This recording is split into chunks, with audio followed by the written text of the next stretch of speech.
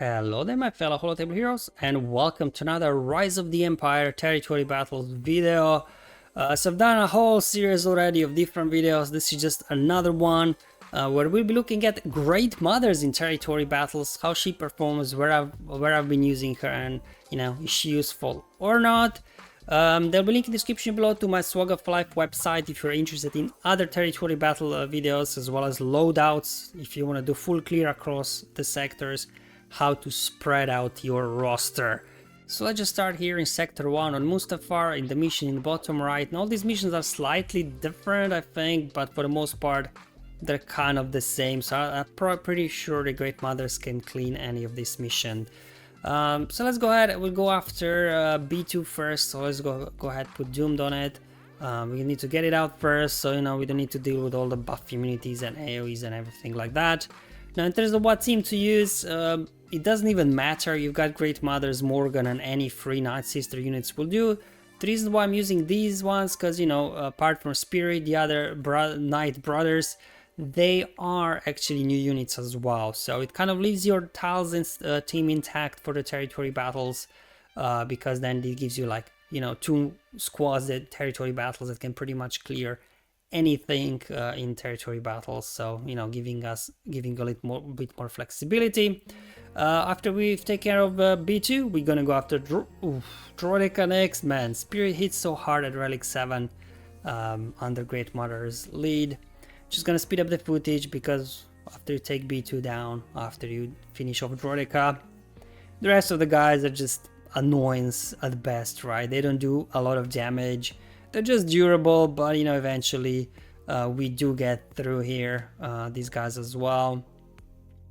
Okay, he goes down, and now just a case of a couple of taps on B1, and we'll be ready to go into the next wave, where we have Watambor. Maybe this is the best wave to go up against, because you don't have to worry about Watambor reviving somebody, right? Because we will prevent revives anyways. A little bit annoying here though is, the tank tech on Magna Guard, we can't now go straight for B2. Only Morgan can ignore the taunt, because I do always put Blast on her for a specific reason, right? Because she's got mass assist. So looks like we'll have to deal here with Magna Guard, but luckily we do have a couple of AoEs on the team, so maybe those will be enough to get through all these stacks of B2. We've got 3 more to go.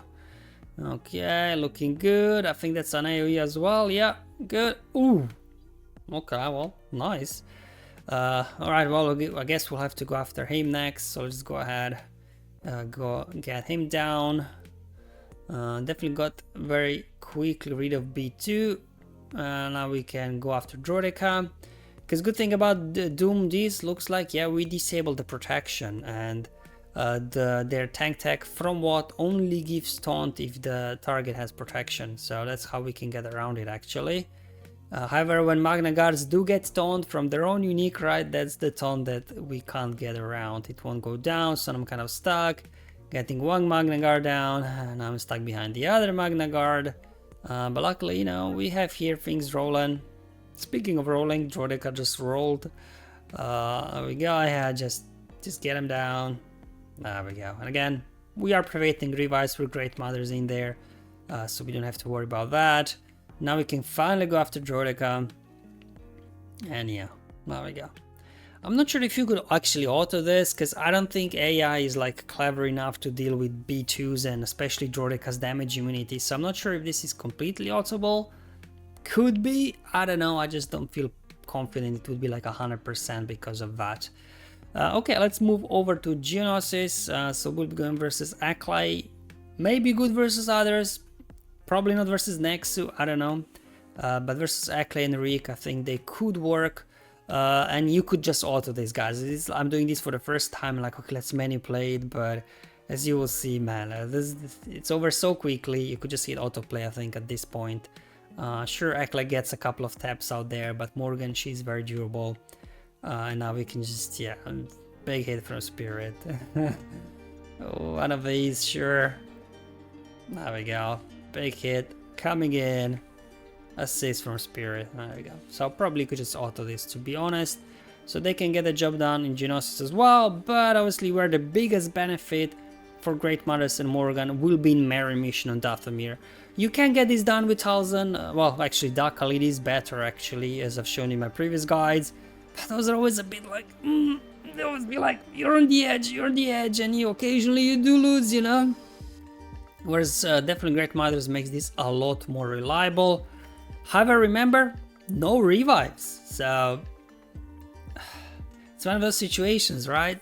Here in Dathomir, the whole annoying thing is everybody constantly reviving, but with 1000 you want revives on your side, but then you're struggling because you can't prevent their revives. Here we prevent revives on both sides, so if you lose one of your sisters, you could be in trouble.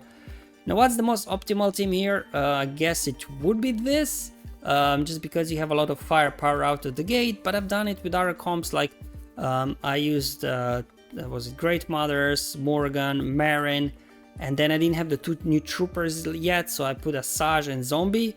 Asajj just got killed straight away. I even lost Merrin at some point, but then Zombie, Morgan and Great Mothers just carry the battle, so they can get the job done. So second wave, there's a case to go after Dash first, but personally I just find more threatening, because these guys are durable enough, except Asajj, she got nuked, that they can't take that initial hit AoE from Dash. As you can see, we were able to survive it. But then really it's the Maul's 5 stacks on Anguish that sometimes, you know, can mess you up. And I lost Morgan once. I still won, but it was dicey. That's why personally I like to go after Maul first, but you know, I tried both and it both works. Just I felt like Maul is a bigger troublemaker than Dash, at least from, you know, my testing anyways. But yeah, after Maul is down, we just have to take care of Dash, and obviously then we are good to go here. Come on, somebody finish him off before he gets another AoE out. Come on. There we go, and now we can just go ahead, hit autoplay. And that will conclude, I guess, because at the moment I don't have Relic 8 yet, Morgan and Great Mothers. I do have actually Relic 8, some of the other Night Sisters. I do use them there in Sector 4, and they are very good.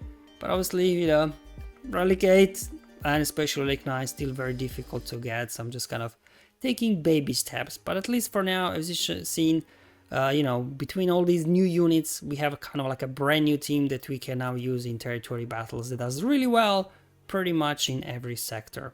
There you go, guys. That's all for today's video. Hopefully you found it useful and helpful. Let me in the comments below. Otherwise, I'll see you in the next one. But until then, have fun, enjoy your life, and may the RNG be with you, my friends.